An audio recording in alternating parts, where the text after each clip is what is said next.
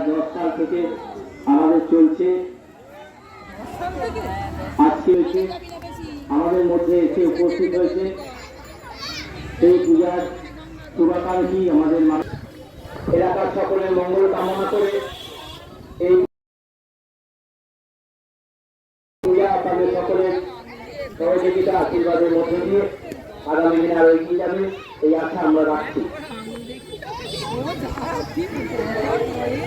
আমাদের